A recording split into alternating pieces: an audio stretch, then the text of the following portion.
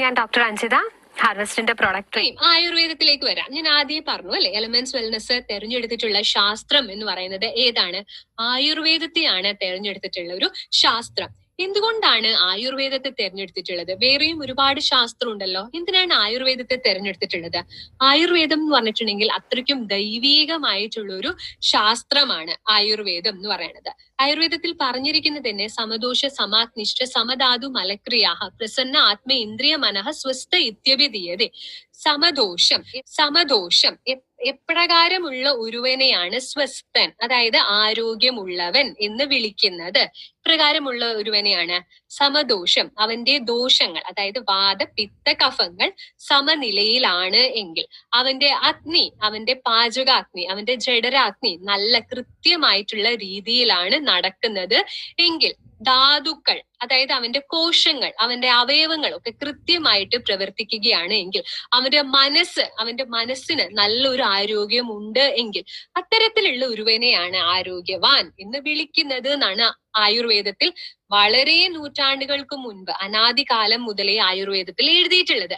ഈ സംഭവം തന്നെയാണ് ഒരുപാട് വർഷങ്ങൾക്ക് ശേഷം നമ്മളുടെ ലോക ആരോഗ്യ സംഘടന ഹെൽത്ത് എന്നുള്ളതിന്റെ നിർവചനമായിട്ട് പറഞ്ഞിട്ടുള്ളത്. എന്താണ്? Mental, physical and social wellbeing ആണ്. അത്തരത്തിലുള്ള ഒരാളെയാണ് നമ്മൾ വെൽ ആയിട്ടുള്ള ഒരാൾ, അല്ലെങ്കിൽ ഹെൽത്തി ആയിട്ടുള്ള ഒരാള് എന്ന് പറയുക. മാനസികവും ശാരീരികവും അതേപോലെ തന്നെ സാമൂഹിക പരവുമായിട്ടുള്ള ആരോഗ്യം നിലനിർത്തുന്ന ഒരുവനെയാണ് ആരോഗ്യവാൻ എന്ന് പറയുന്നത്. ഈ സംഭവം എത്രയോ വർഷങ്ങൾക്ക് മുൻപെയാണ് ആയുർവേദത്തിൽ പറഞ്ഞിരിക്കുന്നത്. അപ്പൊ ആയുർവേദത്തിൽ പറഞ്ഞിരിക്കുന്ന പല കാര്യങ്ങളുമാണ് ഇന്ന് മോഡേൺകാര് അല്ലെങ്കിൽ അലോപ്പതിക്കാര് പലതരത്തിലായിട്ട് റിസർച്ചും ഒക്കെ ചെയ്തിട്ട് ഇതിന് ഇത് നല്ലതാണ്, അതിന് നല്ലതാണ് എന്നൊക്കെ പറഞ്ഞു ഓരോന്ന് കൊണ്ടുവരുന്നത്. അപ്പോഴാണ് നമ്മൾ നോക്കുമ്പോഴാണ് ഇതൊക്കെ ആയുർവേദത്തിൽ എത്രയോ കാലങ്ങളായിട്ട് ചെയ്യുന്നതാണ്, ഒരു രോഗത്തിന് എത്രയോ കാലങ്ങളായിട്ട് ചികിത്സിക്കുന്നതാണ്. പക്ഷെ നമ്മൾ അത് തന്നെ ചികിത്സിച്ചുകൊണ്ട് പോകുന്നു, അതിൽ കൂടുതൽ പഠനങ്ങളൊന്നും നടത്തുന്നില്ല. കാരണം ഇത് ആപ്തവചനമാണ്. ആയുർവേദത്തില് പറഞ്ഞിരിക്കുന്ന ആചാര്യന്മാരുടെ വാക്കുകളിൽ ഒരിക്കലും സംശയിക്കേണ്ടതായിട്ടുള്ള കാര്യമില്ല. അതുകൊണ്ട് തന്നെ നമ്മൾ അത് തന്നെ വർഷങ്ങളായിട്ട് ഉപയോഗിച്ചു കൊണ്ട് പോകുന്നതാണ്. അപ്പം അലോപ്പതിക്കാര് അത് കണ്ടെത്തിയിട്ടാണ് പലതരത്തിലുള്ള പുതിയ പുതിയ മരുന്നുകളും ഒക്കെ ഇന്ന് ഇറക്കുന്നത്. പറഞ്ഞു വന്നത്, ആയുർവേദത്തിൽ പറഞ്ഞിരിക്കുന്ന കാര്യങ്ങൾ വളരെ ഫലപ്രദമായിട്ടുള്ള കാര്യമാണ്. ആരോഗ്യം കാത്തു സംരക്ഷിക്കുന്നതിന് വേണ്ടിയിട്ടുള്ള ഒട്ടനവധി കാര്യങ്ങളാണ് ആയുർവേദത്തിൽ പറഞ്ഞിരിക്കുന്നത്. ആയുർവേദത്തിന്റെ അടിസ്ഥാനം എന്ന് പറയുന്നത് തന്നെ പഞ്ചഭൂത സിദ്ധാന്തവും അതേപോലെ തന്നെ ത്രിദോഷവുമാണ്. പഞ്ചഭൂതം എന്ന് പറയുമ്പോഴത്തേക്കും നമുക്കറിയാം, നമ്മുടെ ബ്രഹ്മാണ്ടത്തിൽ എന്തൊക്കെയുണ്ട്? ഭൂമിയുണ്ട്, വായു, ആകാശം, അഗ്നി, ജലം ഉണ്ട് അല്ലെ? അതേപോലെ തന്നെ ഈ പഞ്ചമഹാഭൂതങ്ങൾ, ഇവയാണ് പഞ്ചമഹാഭൂതങ്ങൾ എന്ന് പറയുന്നത്. ഈ പഞ്ചമഹാഭൂതങ്ങൾ തന്നെയാണ് നമ്മുടെ ശരീരത്തിലും ഉള്ളത്. സുശ്രുതാചാര്യനും ചരകാചാര്യനും ഒക്കെ പറയുന്നുണ്ട്, ഗർഭസ്ഥത്തിൽ ഒരു ഗർഭിണിയായിരിക്കുന്ന ഒരു യുവതിയുടെ ഗർഭത്തിൽ ഇരിക്കുന്ന ആ ഒരു കുഞ്ഞിന് എപ്രകാരമാണ് കുഞ്ഞിന്റെ അവയവങ്ങൾ ഈ പഞ്ചമഹാഭൂതങ്ങളാൽ ഉണ്ടാകുന്നത് എന്ന് ആയുർവേദത്തിൽ പറഞ്ഞിരിക്കുന്നുണ്ട്. അപ്പൊ ഓരോന്നിനും അതിൻ്റെതായിട്ടുള്ള ഗുണങ്ങളുണ്ട്. പൃഥ്വി എന്ന് പറയുന്ന മഹാഭൂതം ഏതൊക്കെയാണ് തരുന്നത്, ജലം എന്തൊക്കെയാണ് നൽകുന്നത് എന്നൊക്കെ തുടങ്ങി വിശദമായിട്ടുള്ള കാര്യങ്ങളാണ് ആയുർവേദത്തിൽ പറഞ്ഞിരിക്കുന്നത്. ഇത്രയും മഹത്തായിട്ടുള്ള ദൈവികമായിട്ടുള്ള ഒരു ശാസ്ത്രത്തെയാണ് ഉപയോഗിച്ചുകൊണ്ടാണ് എലമെന്റ്സ് വെൽനെസ് പലതരത്തിലുള്ള പ്രോഡക്ട്സ് ഇറക്കിയിട്ടുള്ളത്. അപ്പം ഏതാണത്? ഫീലിംഗ് ലിക്വിഡും അതേപോലെ തന്നെ ഫീലിംഗ് ക്യാപ്സ്യൂൾസുമാണ്. അപ്പം ഈ ഒരു ലോക്ക്ഡൌൺ പീരീഡിൽ നമ്മൾ ഇത്രയും നേരവും എപ്പോഴും രോഗപ്രതിരോധ ശേഷി വർദ്ധിപ്പിക്കുന്നതിനെ പറ്റിയിട്ടും ആരോഗ്യം കാത്തു സംരക്ഷിക്കുന്നതിനെയും പറ്റിയിട്ടൊക്കെയാണ് നമ്മൾ സംസാരിച്ചുകൊണ്ടിരുന്നത്. അപ്പൊ ഈ ഒരു ഫീലിംഗ് ലിക്വിഡും ഫീലിംഗ് ക്യാപ്സ്യൂളിനും എന്തെങ്കിലും ബന്ധമുണ്ടോ? ഈ ഒരു രോഗപ്രതിരോധത്തിന് വേണ്ടിയിട്ട് എന്തെങ്കിലും ഒരു ബന്ധമുണ്ടോ? തീർച്ചയായും ഉണ്ട്. 2016 നടത്തിയ ഒരു സ്റ്റഡിയിൽ കണ്ടെത്തിയിട്ടുള്ളതാണ് അനീമിയ എന്ന് പറയുന്ന കണ്ടീഷൻ. അത് എന്താണെന്നൊക്കെ നമ്മൾ പോകെ പറയും. അനീമിയ എന്ന് പറയുന്ന ഒന്ന് ഒരുവനിൽ ഉണ്ടെങ്കിൽ അത് അവന്റെ രോഗപ്രതിരോധ ശേഷിയെയാണ് തകിടം മറിക്കുന്നത്, അല്ലെങ്കിൽ നശിപ്പിക്കാനായിട്ട് കഴിവുള്ളതാണ്, കെൽപ്പുള്ളതാണ് അനീമിയ എന്ന് പറയുന്നത്. അത്തരത്തിലുള്ള അനീമിയ ഉണ്ടാവാതിരിക്കാനായിട്ടുള്ള ഒരു പരിഹാരമാണ് ഇന്നത്തെ ഈ ഒരു പ്രൊഡക്റ്റ് ട്രെയിനിങ്ങിൽ ഞാൻ ഉൾപ്പെടുത്തിയിട്ടുള്ള ഫീലിംഗ് ലിക്വിഡും അതേപോലെ തന്നെ ഫീലിംഗ് ക്യാപ്സ്യൂളും. അപ്പം അത് കഴിക്കുന്നത് വഴി രോഗപ്രതിരോധ ശേഷി ഒരുവനിൽ വർദ്ധിക്കുകയാണ് ചെയ്യുന്നത്. നമുക്കിപ്പോ നോക്കാം എന്താണ് ഇത് നമുക്ക് കൂടുതൽ നോക്കാം. അപ്പം അനീമിയ എന്ന് നമ്മൾ പറഞ്ഞു അല്ലെ, അനീമിയക്കെതിരെ ഉള്ളതാണ്, അനീമിയ വരാതെ സംരക്ഷിക്കുന്ന ഒന്നാണ് എന്ന് നമ്മൾ പറഞ്ഞു. അനീമിയ എന്ന് പറയുന്നത് മേജർ അല്ലെ കില്ലറാണ്. നമ്മളുടെ ഇന്ത്യയിൽ ഏറ്റവും ആൾക്കാരെ കൊല്ലാനായിട്ടുള്ള ഒരു ശക്തിയുള്ള ഒരു രോഗമാണ് അനീമിയ എന്ന് പറയുന്നത്. സ്റ്റാറ്റിസ്റ്റിക്സ് പറയുന്നത് ഓരോ യുവതികളെ, നമ്മളുടെ ഇന്ത്യയിലുള്ള യുവതികളെ, സ്ത്രീകളെ വെച്ച് നോക്കുമ്പോൾ ഓരോ രണ്ടാമത്തെ യുവതിയും അനീമിയയ്ക്ക് അടിമപ്പെട്ടിട്ടുള്ളതാണ്, അല്ലെങ്കിൽ അനീമിയ എന്ന് പറയുന്ന ആ ഒരു അവസ്ഥ അവളെ ബാധിച്ചിരിക്കുകയാണ്. അതേപോലെ തന്നെ പ്രസവാനന്തരമുള്ള മരണം, പലവിധ കാരണങ്ങൾ കൊണ്ടാണ് പ്രസവത്തിന് ശേഷം മരണമടയുന്നത്. അത്തരത്തിലുള്ള മരണങ്ങളിൽ ഒരു 5 മരണം എടുക്കുകയാണെങ്കിൽ അതിൽ ഓരോ മരണവും ഉണ്ടായിരിക്കുന്നത് 5ൽ 1 എന്ന നിലയിൽ ഓരോ മരണവും ഉണ്ടായിരിക്കുന്നത് അനീമിയ കാരണമാണ്. അതേപോലെ തന്നെ 2015 പ്രസിദ്ധീകരിച്ചിട്ടുള്ള ഒരു റിപ്പോർട്ട് പറഞ്ഞിരിക്കുന്നത് 59% സ്ത്രീകളാണ് അനീമിയ എന്ന അവസ്ഥയിലൂടെ കടന്നു പോകുന്നത്, അല്ലെങ്കിൽ അവര് ഇത് നേരിട്ടുകൊണ്ടിരിക്കുന്നത്. അതേപോലെ തന്നെ 2005 2007 നടന്നിട്ടുള്ള ഒരു സർവേ റിപ്പോർട്ട് പറയുന്നതാണ് 69.5% കുട്ടികളാണ്, 5 വയസ്സിന് താഴെയുള്ള കുട്ടികളിൽ 69.5% കുട്ടികളാണ് അനീമിയ ബാധിച്ചിരിക്കുന്നത്. അപ്പം 5 വയസ്സിന് താഴെ എന്ന് പറയുമ്പോഴത്തേക്കും എന്താണ്, വളരെ അല്ലെ ഗ്രോത്ത് ഒക്കെ, അവര് വളർച്ചയുടെ ആ ഒരു പ്രാരംഭ ഘട്ടത്തിലാണ്, അവരുടെ ബ്രെയിൻ ഒക്കെ ഡെവലപ്മെന്റ് ആയിക്കൊണ്ടിരിക്കുകയാണ്, അവരുടെ രോഗപ്രതിരോധ ശേഷിയൊക്കെ വർദ്ധിച്ചുകൊണ്ടിരിക്കുന്ന ആ ഒരു ഘട്ടത്തിൽ അനീമിയ ബാധിക്കുകയാണെങ്കിൽ പിന്നീടുള്ള വളർച്ചയെ അത് തീർച്ചയായും ബാധിക്കുന്നതാണ്. അല്ലെങ്കിൽ അനീമിയ എന്നാണ് പറഞ്ഞിരിക്കുന്നത്. അതായത് ആൻ എന്ന് പറഞ്ഞിട്ടുണ്ടെങ്കിൽ ഇല്ല, എന്തില്ല, ഈമിയ പറഞ്ഞിട്ടുണ്ടെങ്കിൽ ബ്ലഡ് ഇല്ലാത്ത അവസ്ഥയാണ്. ബ്ലഡ് ഇല്ല പറഞ്ഞിട്ടുണ്ടെങ്കിൽ നമ്മളുടെ രക്തത്തിൽ, ഞാൻ ബ്ലഡ് പ്യൂരിഫയർ എടുത്തപ്പം പറഞ്ഞിരുന്നു, രക്തത്തിന്റെ ഘടനയെ പറ്റിയിട്ട് പറഞ്ഞിരുന്നു. രക്തത്തില് 4 സാധനങ്ങളാണ് ഉള്ളത്: RBC, WBC, പ്ലേറ്റ്ലെറ്റ്സ്, അതേപോലെ തന്നെ പ്ലാസ്മ. അങ്ങനെ 4 എണ്ണം അടങ്ങിയിട്ടുള്ളതാണ് നമ്മളുടെ രക്തം എന്ന് പറയുന്നത്. അതിൽ RBCയുടെ അഭാവമാണ് ഈ പറഞ്ഞ അനീമിയയിൽ ഉണ്ടാകുന്നത്. RBCന്റെ അഭാവം അല്ലെങ്കിൽ RBCന്റെ അളവിൽ വളരെയധികം കുറഞ്ഞ അളവിലാണ് RBCകളൊക്കെ കാണുന്നത്. ഇനി RBC എന്തിനാണ് നമ്മളുടെ ശരീരത്തിന് ആവശ്യമുള്ള ഒന്നാണോ ഈ പറയുന്ന RBC എന്ന് പറഞ്ഞിട്ടുണ്ടെങ്കിൽ തീർച്ചയായും RBCയിൽ അടങ്ങിയിരിക്കുന്ന ഹീമോഗ്ലോബിൻ ആണ് എന്ത്, നമ്മുടെ ശരീരത്തിലെ ഓക്സിജനെ ഓരോ അവയവങ്ങളിലേക്കും ഓരോ ഭാഗങ്ങളിലേക്കും എത്തിക്കുക എന്നുള്ള ഒരു കർമ്മം ചെയ്യുന്നത് നമ്മുടെ RBCയിൽ അടങ്ങിയിരിക്കുന്ന ഹീമോഗ്ലോബിൻ ആണ്. അപ്പം ഈ ഹീമോഗ്ലോബിനിൽ തന്നെ അയൺ എന്ന് പറഞ്ഞിട്ടുള്ള ഒരു ഭാഗം കൂടി ഉണ്ട്. അപ്പം ഈ അയണിൽ വന്നിട്ടാണ് ഓക്സിജൻ ബൈൻഡ് ചെയ്യുന്നത്. അപ്പം അയൺ നല്ല രീതിയിൽ ശരീരത്തിൽ ഉണ്ടെങ്കിലാണ് ഹീമോഗ്ലോബിന്റെ ഉൽപാദനം നടക്കുന്നത്. ഹീമോഗ്ലോബിൻ RBCയിൽ ഉണ്ടെങ്കിൽ മാത്രമേ എന്ത് നടക്കുകയുള്ളൂ, ശരീരത്തിൽ ഉടനീളം എന്ത് എത്തുകയുള്ളൂ, ഓക്സിജൻ എല്ലാ ഭാഗങ്ങളിലേക്കും എല്ലാ അവയവങ്ങളിലേക്കും എത്തുകയുള്ളൂ. അപ്പം ഇത്തരത്തിൽ ഹീമോഗ്ലോബിന്റെ അഭാവം അല്ലെങ്കിൽ RBCയിൽ ഉണ്ടാകുന്ന കുറവ് അല്ലെങ്കിൽ ഇളവ്, ആ ഒരു സമയത്താണ് എന്ത് അനുഭവപ്പെടുന്നത്, അനീമിയ എന്ന് പറയുന്നത് അനുഭവപ്പെടുന്നത്. നോർമൽ ആയിട്ടും ഹീമോഗ്ലോബിന്റെ അളവ് എന്ന് പറയുന്നത് ആണുങ്ങളിൽ 13 മുകളിലും സ്ത്രീകളിൽ 12 മുകളിലുമായിരിക്കണം ഈ നോർമൽ ആയിട്ടുള്ള എന്താണ് ഹീമോഗ്ലോബിന്റെ ലെവൽ എന്ന് പറയുന്നത്. ഇനി എന്തൊക്കെയാണ് ലക്ഷണങ്ങൾ, അനീമിക് ആകുമ്പോൾ ഉണ്ടാകുന്ന ലക്ഷണങ്ങൾ എന്തൊക്കെയാണ് എന്ന് നമുക്ക് നോക്കാം. ആദ്യത്തേത് തന്നെ ഭയങ്കര എന്താണ്, എപ്പോഴും ക്ഷീണമായിരിക്കും, ഒരു ഉത്സാഹക്കുറവുണ്ടാകും, ഒരു ഉന്മേഷക്കുറവുണ്ടാകും. എന്തുകൊണ്ടാണ് അത്തരത്തിലുള്ള പ്രശ്നം ഉണ്ടാകുന്നത്? കാരണം ശരീരത്തിലേക്ക് ഓക്സിജൻ എത്തുന്നില്ല. ശരീരത്തിലേക്ക് ഓക്സിജൻ വേണം അല്ലെ, ഊർജം ഉൽപ്പാദിപ്പിക്കണം, ശരീരത്തിൽ ഓക്സിജൻ വേണം. ഓരോ കോശങ്ങൾക്കും അതിന്റെ വളർച്ചയ്ക്ക്, അതിന്റെ കർമ്മങ്ങൾ ചെയ്യാൻ വേണ്ടിയിട്ട്, ഓരോ അവയവത്തിനും അതിന്റെ കർമ്മങ്ങൾ ചെയ്യാനായിട്ട് എന്ത് വേണം, ഓക്സിജൻ വേണം. അപ്പൊ ഓക്സിജൻ കിട്ടാത്ത പക്ഷം എന്ത് സംഭവിക്കും, ആൾ എപ്പോഴും ഒരു ലേസ് ഇങ്ങനെ ഉറങ്ങി തൂങ്ങിയ മാതിരിയേ ഇരിക്കും. അപ്പൊ അതാണ് ആദ്യത്തെ ലക്ഷണം എന്ന് പറയുന്നത്. രണ്ടാമത്തേതാണ് വിളറി വെളുത്തിട്ടുള്ള ഒരു ശരീരം. മുഖമൊക്കെ നോക്കിയാൽ അറിയാം ഭയങ്കര പെയിലായിട്ട് വിളറി വെളുത്തിട്ടുള്ള ആ ഒരു രക്തത്തിന്റെ അംശമൊക്കെ പോയി ഭയങ്കര വിളറി വെളുത്തിട്ടുള്ള ഒരു അവസ്ഥ. മൂന്നാമത്തേതാണ് ഹൃദയമിടിപ്പ് വർദ്ധിച്ചു വരുന്നത്. അതേപോലെ തന്നെ ശ്വാസം എടുക്കുന്ന റേറ്റ് കൂടി വരുന്നത്. ഇപ്പൊ ഒരു ജസ്റ്റ് ഒരു 3 സ്റ്റെപ്സ് കയറുമ്പോഴത്തേക്കും ആള് അവിടെ നിന്ന് കേതച്ച് ഇരിക്കുന്നത്. അപ്പൊ ഇത്തരത്തിൽ വെറും 3 സ്റ്റെപ്സ് ഒക്കെ കയറുമ്പോഴത്തേക്കും ആൾക്ക് ഊർജം നഷ്ടപ്പെട്ടു പോകുന്നത്. അതും എന്തുകൊണ്ടാണ്?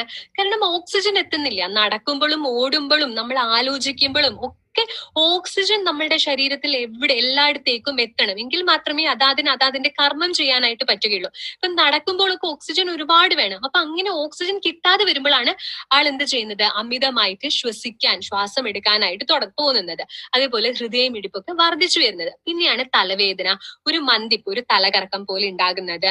അതേപോലെ തന്നെ മുടിയൊക്കെ ഉണങ്ങി ഡ്രൈ ആയിട്ടുള്ള ഒരു ഹെയർ, അതുപോലെ തന്നെ സ്കിന്നൊക്കെ ആണെങ്കിൽ ഭയങ്കര രൂക്ഷത്വം, ഡ്രൈ ആയിട്ടുള്ള സ്കിൻ ഉണ്ടാവുക. കാലുകളിലൊക്കെ ആണെങ്കിൽ എന്തോ ഉറുമ്പൊക്കെ ഇങ്ങനെ എഴയുന്നത് പോലെ തോന്നുക, അല്ലെങ്കിൽ ചൊറിച്ചിൽ ഉണ്ടാകുക, അസഹ്യമായിട്ടുള്ള ഒരു ചൊറിച്ചിലൊക്കെ ഉണ്ടാവുക. നഖങ്ങളൊക്കെ പൊട്ടി പൊട്ടി പോവുക.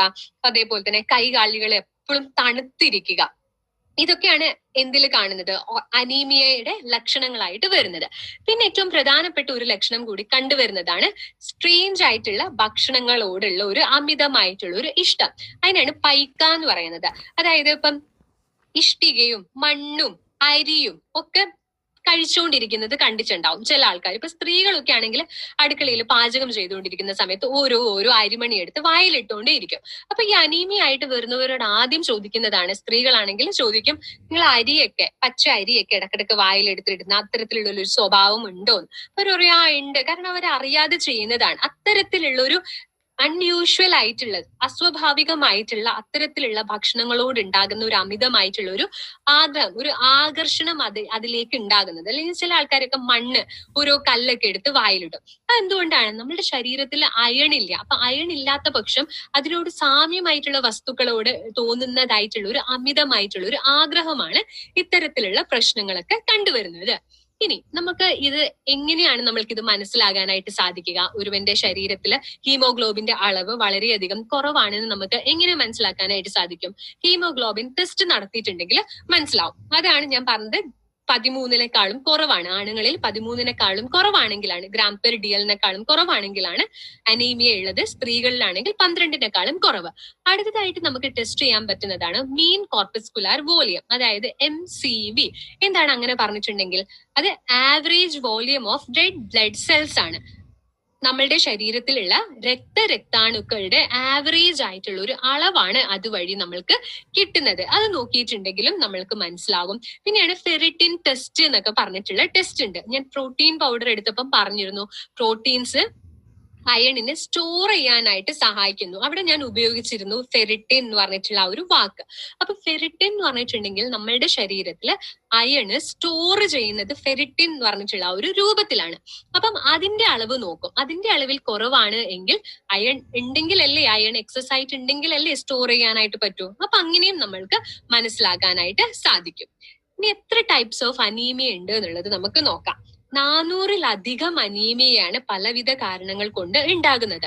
അതിൽ തന്നെ ഏറ്റവും പ്രധാനമായിട്ടുള്ള ഒരു അനീമിയ എന്ന് പറയുന്നത് അയൺ ഡെഫിഷ്യൻസി അനീമിയാണ്. അതായത് അയൺ, നമ്മളുടെ ശരീരത്തിൽ അയൺ, ഇരുമ്പിന്റെ അംശം കുറവാകുമ്പോൾ ഉണ്ടാകുന്ന അനീമിയാണ് ഏറ്റവും കൂടുതലായിട്ടുള്ളത്. എന്തിനാണ് ഇരുമ്പിന്റെ അംശവും അനീമിയയും തമ്മിൽ എന്താണ് ബന്ധം? ഇരുമ്പ്, ഞാൻ പറഞ്ഞിരുന്നു, ഹീമോഗ്ലോബിന്റെ ഉൽപാദനത്തിന് വേണ്ടിയിട്ട് സഹായിക്കുന്നതാണ് അയൺ.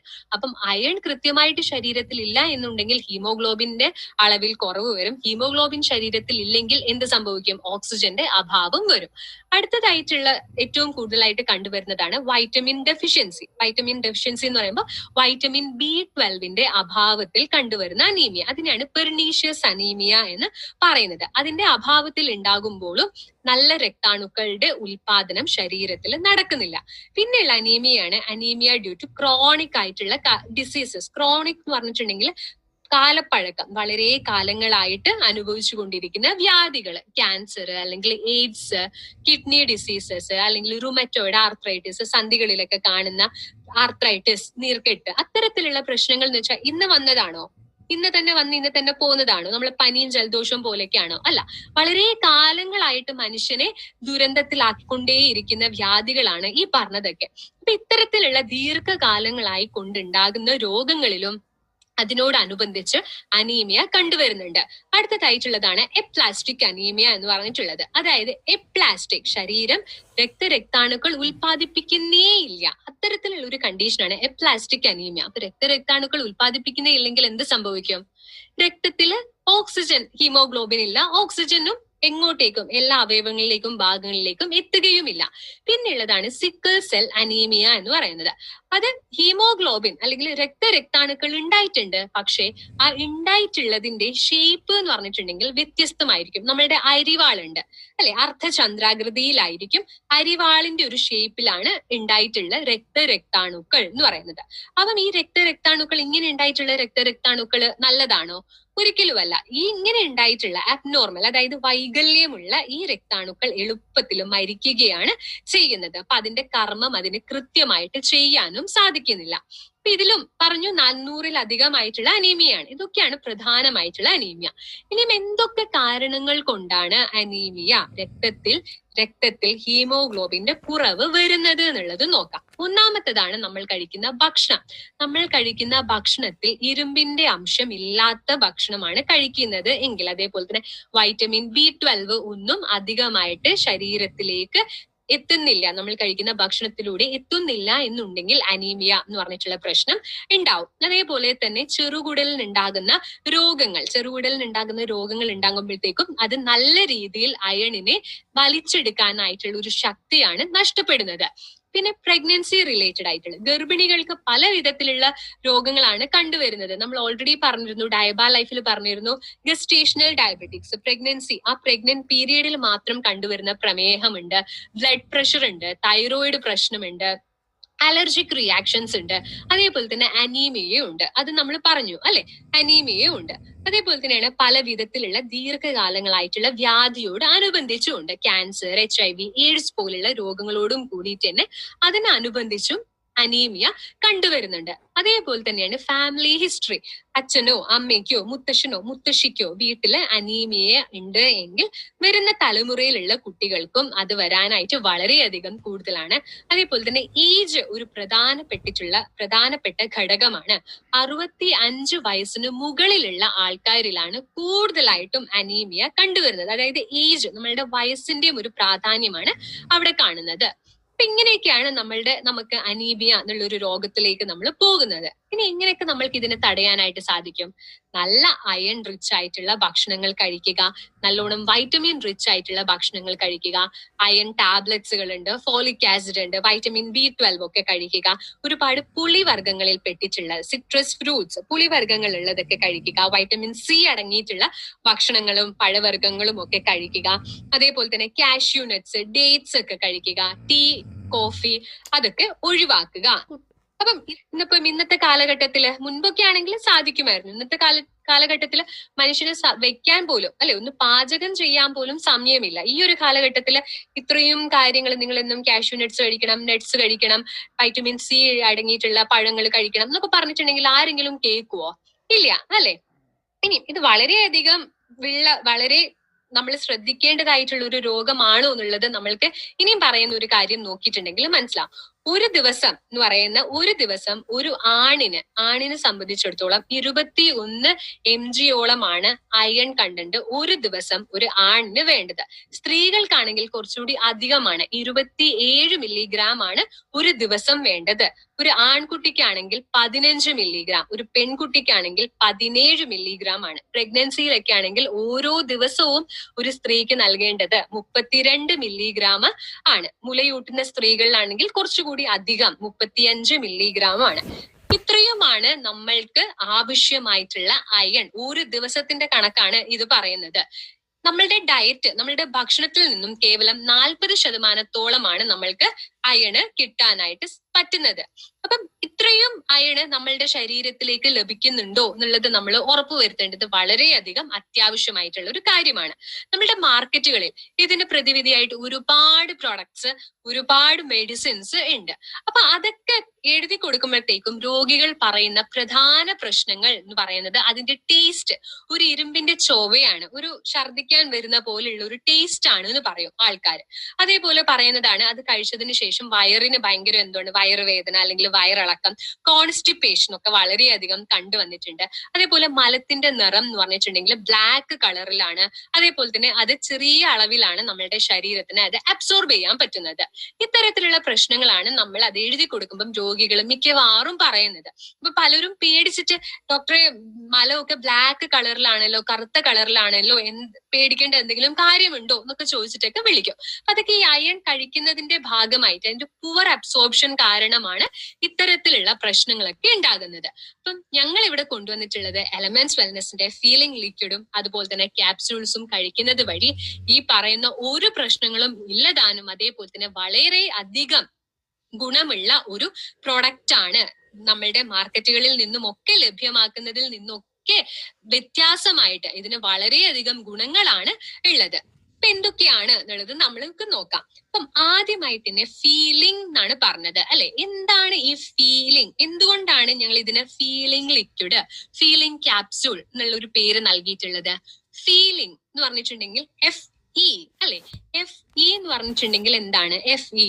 നമ്മൾ പണ്ട് നമ്മളെ പീരിയോഡിക് ടേബിളിലൊക്കെ കെമിസ്ട്രിയിൽ പീരിയോഡിക് ടേബിളിൽ നമ്മൾ പഠിച്ചിട്ടുണ്ട്. അയണില് എന്താണ് അയണിന്റെ എങ്ങനെയാണ് നമ്മൾ അത് റെപ്രസെന്റ് ചെയ്യുന്നത്? FE എന്ന് പറഞ്ഞിട്ടാണ് അയണിനെ നമ്മൾ റെപ്രസെന്റ് ചെയ്യുന്നത് അല്ലെ. അപ്പം അതിനെ നോട്ട് ചെയ്യാൻ, അതിനെ ഡിനോട്ട് ചെയ്യാൻ, അതിനെ ഉദ്ദേശിച്ചാണ് FB എന്ന് പറഞ്ഞിട്ടുള്ളത് നമ്മൾ ഇതിൽ ചേർത്തിട്ടുള്ളത്. അതേപോലെ തന്നെ ഇതിൽ ഏറ്റവും അടങ്ങിയിട്ടുള്ളതാണ് ഫെറസോൺ എന്ന് പറഞ്ഞിട്ടുള്ളത്. അപ്പൊ എന്താണ് ഫെറസോൺ എന്നൊക്കെ ഉള്ളത് നമുക്ക് നോക്കാം. അപ്പൊ ആ ഒരു ഫെറസോണും അതായത് അയൺ എന്നുള്ള ഒരു അർത്ഥത്തിലാണ് FE എന്ന് പറഞ്ഞിട്ട് ഇതിൽ ചേർത്തിട്ടുള്ളത്. പിന്നെയാണ് ഈലിംഗ് എന്ന് പറഞ്ഞിട്ടുണ്ടെങ്കിൽ ഹീലിംഗ്, അതായത് അയൺ, നല്ലൊരു അയൺ ശരീരത്തിൽ നൽകുക വഴി ശരീരത്തിന് സ്വന്തമായിട്ട് ഹീൽ ചെയ്യാനുള്ള, അതായത് ശരീരത്തിന്റെ രോഗപ്രതിരോധ ശേഷിയൊക്കെ വർദ്ധിപ്പിക്കാനായിട്ടുള്ള ഒരു കഴിവുണ്ട്. അങ്ങനെ വർദ്ധിപ്പിച്ചു വരികയാണെങ്കിൽ എന്ത് സംഭവിക്കും? നല്ലൊരു ഗുഡ് ആയിട്ടുള്ള ഒരു ഫീലിംഗ് ആയിരിക്കും, നല്ല ഗ്രേറ്റ് ആയിട്ടുള്ള ഒരു ഫീലിംഗ് ആയിരിക്കും. അതായത് നല്ല ഉന്മേഷത്തോടു കൂടി ജോലിയൊക്കെ നല്ല കൃത്യമായിട്ട് ചെയ്യാനായിട്ട് സാധിക്കും.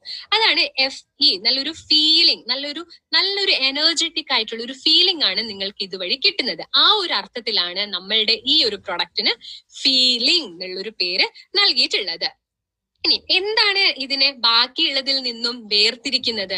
അതാണ് ഫെറസോൺ എന്ന് പറഞ്ഞിട്ടുള്ളത്. നമ്മളുടെ യുണീക്ക് ആയിട്ടുള്ള ഒരു കോമ്പൗണ്ട് ആണ് ഫെറസോൺ എന്ന് പറഞ്ഞിട്ടുള്ളത്. അപ്പൊ ഇതിന്റെ ഗുണഗണങ്ങൾ എന്തൊക്കെയാണ്? ഇത് ഒരിക്കലും ടീത്തില് ഈ കാണുന്നത് പോലെ ഇത് അയൺ ടാബ്ലറ്റ്സ് ഒക്കെ കഴിച്ചതിന്റെ ഫലമായിട്ട് ഉണ്ടായിട്ടുള്ളതാണ് ബ്ലാക്ക് ആയിട്ടുള്ള ഒരു സ്റ്റെയിനിങ് ഉണ്ടാകുന്നത്. നമ്മളുടെ ഈ ഒരു പ്രൊഡക്റ്റ് കഴിക്കുന്നത് വഴി ഒരു കാരണവശാലും പല്ലുകളിലൊന്നും ഇത്തരത്തിലുള്ള ഒരു ബ്ലാക്ക് കളർ ഒരിക്കലും കാണുകയില്ല. അതേപോലെ തന്നെ ഇത് നമ്മൾ കഴിക്കുന്ന ഭക്ഷണവുമായിട്ട് റിയാക്ട് ചെയ്യുന്നില്ല. പലരും പറയുന്നതാണ്, ഡോക്ടേഴ്സ് ഒക്കെ അയൺ ടാബ്ലറ്റ്സ് എഴുതുമ്പോൾ പറയും നിങ്ങൾ ഇത് കഴിക്കരുത്, നിങ്ങൾ ഇത് കഴിക്കരുത് എന്ന് പറഞ്ഞിട്ട് കുറച്ച് കാറ്റഗറി, ഈ അയൺ ടാബ്ലറ്റ് എടുക്കുന്നിടത്തോളം കാലം നിങ്ങൾ ഇതൊന്നും കഴിക്കരുത്, ഒന്ന് ശ്രദ്ധിക്കണം എന്ന് പറഞ്ഞിട്ട് പ്രത്യേകം പറഞ്ഞു കൊടുക്കും. അതെന്തുകൊണ്ടാണ്? കഴിക്കുന്ന ഭക്ഷണവും ഈ ടാബ്ലറ്റും തമ്മിൽ ഒരു റിയാക്ഷൻ നടന്ന ഒരു റിയാക്ഷൻ നടക്കാനുള്ള ഒരു ചാൻസസ് ഉണ്ട്, പക്ഷെ ഒരു ഇന്ററാക്ഷൻ നടക്കാനുള്ള ചാൻസസ് ഉണ്ട്. പക്ഷെ നമ്മുടെ ഇവിടെയുള്ള ഈ ഒരു പ്രൊഡക്റ്റ് ഒരിക്കലും നമ്മൾ കഴിക്കുന്ന ഫുഡുമായിട്ട് എന്താണ് ഇന്ററാക്ഷൻ നടക്കുന്നില്ല. അതുകൊണ്ട് തന്നെ അത്തരത്തിലുള്ള ഒരു ഇത് കഴിക്കരുത് അങ്ങനെയൊന്നുമുള്ളത് നമ്മൾക്ക് ഇതിന് പറയേണ്ടതായിട്ടുള്ള ഒരു ആവശ്യമില്ല. അടുത്തതായിട്ട് ഫെറസോണിന് പുറമെ ഇതിൽ ചേർന്നിട്ടുള്ളതാണ് ഫോളിക് ആസിഡ്. ഫോളിക് ആസിഡ് കേട്ടിട്ടുണ്ടാവും അല്ലെ? സ്ത്രീകൾക്ക് അറിയായിരിക്കും ഫോളിക് ആസിഡ്. എപ്പോഴാണ് ഫോളിക് ആസിഡ് കഴിക്കണം എന്ന് പറഞ്ഞിട്ടുള്ളത്? പ്രഗ്നൻസിന്റെ ഫസ്റ്റ് മന്തിൽ അല്ലെ, ഫസ്റ്റ് 3 monthsലാണ് പ്രഗ്നൻസിന്റെ സമയത്ത് ഫോളിക് ആസിഡ് അമിതമായിട്ട് കഴിക്കണം എന്ന് പറയുന്നത്. ഫോളിക് ആസിഡ് ടാബ്ലറ്റ് ഉണ്ട്, folic acid plus iron tablet ഒക്കെ ഇപ്പം മാർക്കറ്റിൽ ലഭ്യമാണ്. അപ്പൊ എന്താണ് ഈ ഫോളിക് ആസിഡിന്റെ പ്രത്യേകത? ഫോളിക് ആസിഡ് ആണ് നമ്മളുടെ ബ്രെയിൻ ഡെവലപ്മെന്റിനും അതേപോലെ തന്നെ സ്പൈനൽ നട്ടെല്ല് ബന്ധമായിട്ടുള്ള രോഗങ്ങളൊന്നും വരാതെ സംരക്ഷിക്കുന്നതും അതേപോലെ ബ്രെയിനിന്റെ ഡെവലപ്മെന്റിനെ സംരക്ഷിക്കുന്നതും ഒക്കെ ഫോളിക് ആസിഡ് ആണ്. അതേപോലെ തന്നെ ഫോളിക് ആസിഡ് ശരീരത്തിൽ, അതായത് ഒരു ഗർഭിണിയിൽ കൃത്യമായിട്ടുള്ള അളവിൽ ഇല്ല എങ്കിലാണ് നേരത്തെയുള്ള ഒരു പ്രസവം നടക്കുന്നത്. പ്രീ മെച്യൂർ ഡെലിവറി എന്ന് പറയും. നേരത്തെ ഉണ്ടാകുന്ന പ്രസവം എന്നൊക്കെ പറയുന്നത്. ഇനി അടുത്തതായിട്ട് ഇതിൽ ചേർത്തിട്ടുള്ളതാണ് ഗ്ലൈസിൻ എന്ന് പറയുന്നത്. ഗ്ലൈസിൻ എന്ന് പറയുന്നത് ഒരു അമിനോ ആസിഡ് ആണ്. എന്തിനാണ് ഗ്ലൈസിൻ ഇതിൽ ചേർത്തിട്ടുള്ളത്? കാരണം അത് നമ്മളുടെ ശരീരത്തിലെ ഊർജ ഉൽപാദനം കുറച്ചുകൂടി ഇൻക്രീസ് ചെയ്യും, കുറച്ചുകൂടി അളവ് വർദ്ധിപ്പിക്കുന്നതാണ്. അതേപോലെ തന്നെ അബ്സോർപ്ഷൻ, വലിച്ചെടുക്കാൻ, ശരീരത്തിലേക്ക് വലിച്ചെടുക്കാനായിട്ടുള്ള അളവും കൂടി വർദ്ധിപ്പിക്കുന്നതാണ് ഈ പറഞ്ഞിട്ടുള്ള ഗ്ലൈസിൻ. അതുകൊണ്ടാണ് ഗ്ലൈസിൻ ചേർത്തിട്ടുള്ളത്. അതുകൂടാതെ ഇതിൽ ഇരട്ടി മധുരവും അതേപോലെ തന്നെ ബീട്രൂട്ടും ഉണ്ട്. ഇരട്ടി മധുരം എന്ന് പറയുമ്പോഴത്തേക്കും കുറച്ചുകൂടി ഇൻഫെക്ഷൻസിനൊക്കെ എതിരെ ആന്റി ഇൻഫെക്ഷ്യസ് ആണ്, ആന്റി ബാക്ടീരിയൽ ഒക്കെയാണ് ഇരട്ടി മധുരം. അപ്പൊ അത്തരത്തിലുള്ള ഒരു കർമ്മമുണ്ട്. രക്തത്തിലുള്ള മാലിന്യങ്ങളെ നീക്കം ചെയ്യാനും കൂടിയിട്ടുള്ള ഒരു കർമ്മമുണ്ട്. ബീട്രൂട്ട് എന്നൊക്കെ പറയുമ്പോഴത്തേക്കും കുറച്ചുകൂടി അനീമിയ വരാതിരിക്കാനായിട്ട് സംരക്ഷിക്കുന്നതാണ്. ഇതൊക്കെയാണ് നമ്മുടെ ലിക്വിഡിലുള്ളത്. പ്ലസ് അഡീഷണൽ ആയിട്ട് നമ്മുടെ ക്യാപ്സ്യൂളിൽ ഒന്നും കൂടിയിട്ട് ഞങ്ങൾ ആഡ് ചെയ്തിട്ടുണ്ട്. അതാണ് കാൽഷ്യം കൂടി ക്യാപ്സ്യൂളിൽ ആഡ് ചെയ്തിട്ടുണ്ട്. ഇതിന്റെ ഒരു പ്രത്യേകത നമ്മൾ ആദ്യം പറഞ്ഞു, 40% ഡയറ്റിൽ നിന്നുമാണ് നമ്മൾക്ക് അയൺ കിട്ടുന്നത്. അല്ലാതെ അതിന് പുറമെ RDA എന്ന് വെച്ചിട്ടുണ്ടെങ്കിൽ റെക്കമെൻഡഡ് ഡയറ്ററി അലവൻസ്, അതായത് ഇത്ര ഭക്ഷണം നിങ്ങൾ കഴിക്കണം, ഒരു നേരം ഇത്ര അയൺ കഴിക്കണം എന്ന് അങ്ങനെ നിർദ്ദേശിച്ചതിന്റെ 33% ഓരോ ടാബ്ലറ്റും പെർ സെർവിംഗ് ആണ്. ഓരോ ക്യാപ്സ്യൂളും കഴിക്കുന്നത് വഴി നിങ്ങൾക്ക് ലഭിക്കുന്നത് 33%. എന്തിന്റെ 33%? ഇത്രത്തോളം അയൺ നിങ്ങൾ കഴിച്ചിരിക്കണം ഒരു ദിവസം എന്ന് നിർദ്ദേശിച്ചതിന്റെ 33% ഒരു ക്യാപ്സ്യൂൾ എടുക്കുന്നത് വഴി നിങ്ങൾക്ക് ലഭിക്കുന്നത്. അപ്പൊ നിങ്ങൾ വിചാരിക്കും 33 ഉള്ളൂ, വെറും 33 ഉള്ളൂ, എന്തുകൊണ്ട് മുഴുവനായിട്ട് അങ്ങ് തന്നുകൂടാന്നുള്ളത്. നമ്മളുടെ ഈ ഒരു പ്രൊഡക്റ്റ് ഒരു മരുന്നാണോ? അല്ല. നമ്മളുടെ ഈ ഒരു പ്രൊഡക്റ്റ് ഒരു സപ്ലിമെന്റ് ആണ്, ഒരു ഫുഡ് സപ്ലിമെന്റ് ആണ്, ഒരു അഡ്ജുവന്റ് ആണ്, അല്ലെ? ഇത് നിങ്ങൾ ഭക്ഷണവും കഴിക്കണം, അതിന്റെ കൂടെ ഒരു സപ്പോർട്ട് എന്നുള്ള ഒരു രീതിയിലാണ് നമ്മളുടെ പ്രൊഡക്റ്റ് വരുന്നത്. അല്ലാതെ ഇൽനെസ് മാറ്റാനുള്ള ഒരു പ്രൊഡക്റ്റ് അല്ല, രോഗം മാറ്റാനുള്ളതല്ല, അല്ലെ? അപ്പം എന്താണ്, ഇതൊരു സപ്ലിമെന്റ് ആണ്, ഫുഡ് സപ്ലിമെന്റ് ആണ് ഇത്. അതുകൊണ്ടാണ് അത് ഭക്ഷണത്തിൽ നിന്നും വേണം, അതിന് പുറമേ ഉള്ള ഒരു സഹായമാണ് നമ്മളുടെ ഈ ഒരു പ്രൊഡക്റ്റ് നൽകുന്നത്. ഇനി ഇത് കഴിക്കുന്നത് കൊണ്ടുള്ള ഏറ്റവും വലിയൊരു ഗുണം, ഇതിൽ ഫെറസോൺ അടങ്ങിയിട്ടുള്ള ഈ ഫെറസോണിന്റെ ഏറ്റവും വലിയൊരു ഗുണം എന്ന് പറയുന്നത്, ഇത് നമ്മളുടെ ശരീരത്തിലേക്ക് വലിച്ചെടുക്കുന്നതിന്റെ റേറ്റ് എന്ന് പറഞ്ഞിട്ടുണ്ടെങ്കിൽ 2 മുതൽ 4 മടങ്ങ് അധികമായിട്ടാണ് നമ്മളുടെ ശരീരത്തിലേക്ക് ഇത് വലിച്ചെടുക്കാനായിട്ടുള്ള ഒരു കഴിവ്. അത്തരത്തിൽ ഇത് വലിച്ചെടുക്കാൻ പറ്റുന്നതുകൊണ്ടാണ് മലത്തിലൊന്നും ബ്ലാക്ക് കളറിലുള്ള സ്റ്റെയിനിങ് ഒന്നും ഇല്ലാത്തത്. ഇതിന്റെ ടേസ്റ്റ് ആണെങ്കിൽ ലിക്വിഡിന് അറിയാം, നല്ലൊരു സ്ട്രോബെറി ഫ്ലേവറിലാണ് വരുന്നത്. അതുകൊണ്ട് തന്നെ കുട്ടികൾക്കും ഒക്കെ വളരെ ഇഷ്ടത്തോടു കൂടി ഇത് അവർക്കൊക്കെ കഴിക്കാനായിട്ട് പറ്റുന്നതാണ്. വളരെ നല്ല ടേസ്റ്റ് ഉള്ളതാണ്. ബ്ലാക്കനിങ് അല്ലെ, കറുത്ത മലമാക്കുന്നില്ല, വയറുവേദന ഉണ്ടാക്കുന്നില്ല, ഡയറി ഉണ്ടാക്കുന്നില്ല, കോൺസ്റ്റിപ്പേഷൻ ഉണ്ടാക്കുന്നില്ല. ഇത്രയും ഒക്കെയാണ് ഇതിന്റെ ഗുണങ്ങളൊക്കെ. ഇനി ഇത് കൊടുക്കുമ്പോൾ ശ്രദ്ധിക്കേണ്ടതായിട്ടുള്ള കാര്യം എന്തൊക്കെയാണ്? ഡോസേജ് കൃത്യമായിട്ട് പാലിക്കണം. ഡോസേജ് എത്രയാണ് എന്നുള്ളത് ഞാൻ പറയാം. അപ്പൊ ആ ഒരു ഡോസേജ് കൃത്യമായിട്ട് പാലിക്കണം. അല്ലാതെ തോന്നിയ സമയത്ത് തോന്നിയ അളവിലെടുത്ത് ഇതൊരിക്കലും കഴിക്കരുത്. ഇത് ഒരുപാട് അനീമിയ വന്നു, നമ്മൾ പറഞ്ഞു 12-നും മുകളിലായിരിക്കണം എന്ന് പറഞ്ഞു. ആ ഒരു അളവ് 9-നും താഴെയൊക്കെയാണ്, അല്ലെങ്കിൽ 8-ന്റെ ഒക്കെ താഴെയാണ് നമ്മളുടെ ഹീമോഗ്ലോബിന്റെ അളവ് എങ്കിൽ ഫീലിംഗ് കഴിക്കൂ, മാറിക്കോളും എന്ന് പറഞ്ഞു ഒരിക്കലും കൊടുക്കരുത്.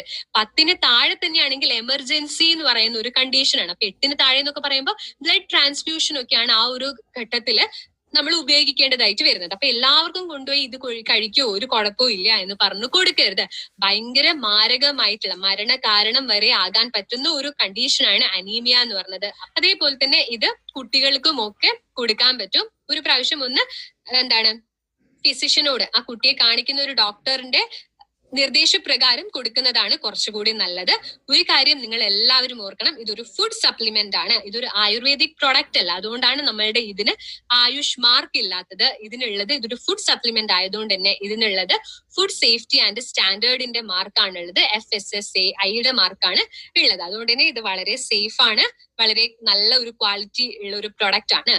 ഇതിന്റെ ഡോസേജ് നമുക്ക് നോക്കാം. അതിനേക്കാളും മുന്നേ ഇത് കഴിക്കുമ്പോൾ ശ്രദ്ധിക്കേണ്ടതായിട്ടുള്ള കാര്യങ്ങളും നോക്കാം. ഈ ലിക്വിഡ് കഴിച്ചതിന് ശേഷം പെട്ടെന്ന് തന്നെ പാല് കുടിക്കരുത്, അത് ശ്രദ്ധിക്കേണ്ട ഒരു കാര്യമാണ്. അതേപോലെ തന്നെ ഇത് കഴിച്ചതിന് ശേഷം എപ്പോഴും കഴിച്ചുകൊണ്ടിരുന്ന് എത്രയാണ് ഒരു 2-3 ആഴ്ചയൊക്കെ കഴിഞ്ഞിട്ട് ഒന്നുകൂടി HB കൗണ്ട് എത്രയാണ് എന്നുള്ളത് ഉറപ്പ് വരുത്തണം. അതേപോലെ തന്നെ ഇത് കഴിക്കുന്നതോടൊപ്പം നല്ലോണം ഇലക്കറികളൊക്കെ കഴിക്കാനായിട്ട് പറയണം. കാരണം ഇലക്കറികൾ കഴിക്കുന്നത് കൊണ്ട് നമ്മളുടെ ഈ ഒരു പ്രൊഡക്റ്റിനുമായിട്ടുള്ള ഇന്ററാക്ഷൻ വരുന്നില്ല. അതുകൊണ്ട് ഒരു തരത്തിലും അപ്പുറവും ഇപ്പുറവും റിയാക്ട് ചെയ്യുകയുമില്ല. അപ്പൊ അതുകൊണ്ട് തന്നെ അയൺ റിച്ച് ആയിട്ടുള്ള നല്ല പച്ചക്കറി, നല്ല ഇലക്കറികളൊക്കെ കഴിക്കാനായിട്ടും കൂടി പറയണം. ഈ ക്യാപ്സ്യൂളിൽ കാൽഷ്യം അടങ്ങിയിട്ടുള്ളത് കൊണ്ട് തന്നെ ക്യാപ്സ്യൂളും അതേപോലെ തന്നെ നാറ്റ്സിയവും ഒരിക്കലും ഒരുമിച്ച് കഴിക്കരുത്. കഴിക്കണം എന്നുള്ളവർക്കാണെങ്കിൽ ഒരു 1 മണിക്കൂർ 2 മണിക്കൂർ ഒക്കെ ഉള്ള ഒരു ഗ്യാപ്പ് വിട്ടതിന് ശേഷം മാത്രമാണ് ഇത് കഴിക്കേണ്ടത്. അല്ലെങ്കിൽ ഫീലിംഗ് ക്യാപ്സ്യൂൾ രാവിലെ കഴിക്കുകയാണെങ്കിൽ നാറ്റ്സിയം രാത്രി കഴിക്കാം. അങ്ങനെയും റെക്കമെൻഡ് ചെയ്യാം. ഒരുമിച്ച് അറ്റ് എ ടൈം ഇതൊരിക്കലും കഴിക്കരുത്. അപ്പൊ ഇത്രയും കാര്യങ്ങൾ ശ്രദ്ധിക്കേണ്ടതായിട്ടുള്ളതാണ്. അടുത്തതിന്റെ ഡോസേജ് എന്ന് പറയുന്നത് ഇതൊരിക്കലും വെറും വയറ്റിൽ കഴിക്കരുത്. 1 ക്യാപ്സ്യൂൾ വീതമാണ് കഴിക്കേണ്ടത് 4 വയസ്സിന് മുകളിലുള്ള ആൾക്കാര്. ഇനിയും പ്രായപൂർത്തിയായിട്ടുള്ളവർ, മുതിർന്നവരൊക്കെ ആണെങ്കിൽ 1 ടീസ്പൂൺ വീതം രാവിലെയും രാത്രിയും ഭക്ഷണത്തിന് ശേഷം കഴിക്കാം. 1 ക്യാപ്സ്യൂൾ വീതം രാവിലെയും രാത്രിയും ഭക്ഷണത്തിന് ശേഷം കഴിക്കാം. 4 മുതൽ 15 വയസ്സിന്റെ ഇടയിലുള്ള കുട്ടികളാണ് 1 ടീസ്പൂൺ വീതം കഴിക്കേണ്ടത്, അല്ലെങ്കിൽ 1 ക്യാപ്സ്യൂൾ വീതം കഴിക്കേണ്ടത്. ഒരു ദിവസം 1 ക്യാപ്സ്യൂൾ കഴിക്കേണ്ടത്. പ്രഗ്നൻസിയിലും അതേപോലെ തന്നെ മുലയൂട്ടുന്ന സ്ത്രീകളും ഒക്കെ ആണെങ്കിൽ 2 ക്യാപ്സ്യൂൾ വീതം കഴിക്കാം. 2 ടീസ്പൂൺ വീതം കഴിക്കാൻ പറ്റും ഭക്ഷണത്തിന് ശേഷം. ഈ ക്യാപ്സ്യൂളും ലിക്വിഡും തമ്മിൽ വ്യത്യാസം എന്താണ്? ക്യാപ്സ്യൂൾ എന്ന് പറഞ്ഞിട്ടുണ്ടെങ്കിൽ നമ്മൾക്ക് എപ്പോഴും നമ്മൾക്ക് കൊണ്ടുപോകാൻ അല്ലേ, ഇപ്പൊ യാത്രയൊക്കെ ചെയ്യുമ്പോൾ നമുക്ക് കൊണ്ടുപോകാനുള്ള എളുപ്പമാണ് ക്യാപ്സ്യൂൾ. ലിക്വിഡ് ആണെങ്കിലോ കൊണ്ടുപോയിട്ടുണ്ടെങ്കിലോ അതിന്റെ അടപ്പ് തുറന്നിട്ട് ലിക്വിഡ് ബാക്കിയുള്ള ക്യാരി ബാഗിലൊക്കെ ആവാതെയും ഒന്നും ഉണ്ടാവാതിരിക്കാൻ വേണ്ടിയിട്ടാണ് ക്യാപ്സ്യൂൾ കുറച്ചുകൂടി ട്രാവലിങ്ങിന് വേണ്ടിയിട്ടുള്ളതാണ്. സിറപ്പ് നമ്മൾക്ക് ഡെയിലി കൺസപ്ഷന് വേണ്ടിയിട്ട് ഉപയോഗിക്കാവുന്നതാണ്. ഇത്രയുമാണ് ഫീലിംഗ് ലിക്വിഡും അതേപോലെ തന്നെ ഫീലിംഗ് ക്യാപ്സ്യൂളിലും ഉള്ളത്. അപ്പൊ അനീമിയ വരാതിരിക്കാനും അതേപോലെ തന്നെ വളരെ രീതിയിലുള്ള ഒരു പരിഹാര മാർഗമാണ് നമ്മളുടെ ഫീലിംഗ് ലിക്വിഡും ഫീലിംഗ് ക്യാപ്സ്യൂളും.